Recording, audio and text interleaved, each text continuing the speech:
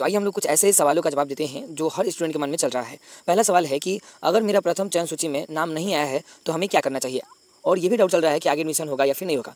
दूसरा मन में ये सवाल चल रहा होगा कि मेरा फर्स्ट सीटिंग में तो मेरा नाम आ गया है, लेकिन ये आगे चल के चेंज होगा या फिर नहीं होगा।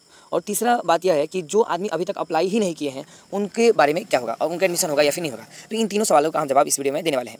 तो सबसे सवाल पहला है कि अगर प्रथम सूची में आपका नाम नहीं आया है तो क्या आपका आगे एडमिशन होगा।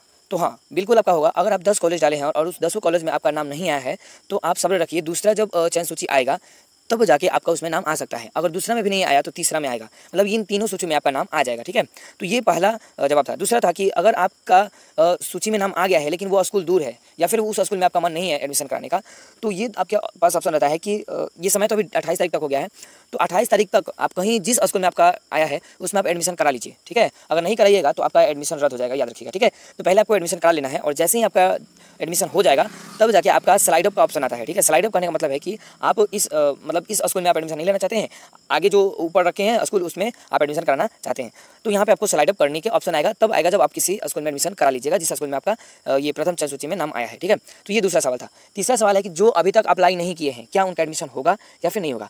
तो ये कोई मतलब ये फिक्स नहीं है कि आपका एडमिशन हो जाएगा, लेकिन अधिकतर ये माना जाता है कि स्पॉट एडमिशन में स्टूडेंट का एडमिशन हो जाता है।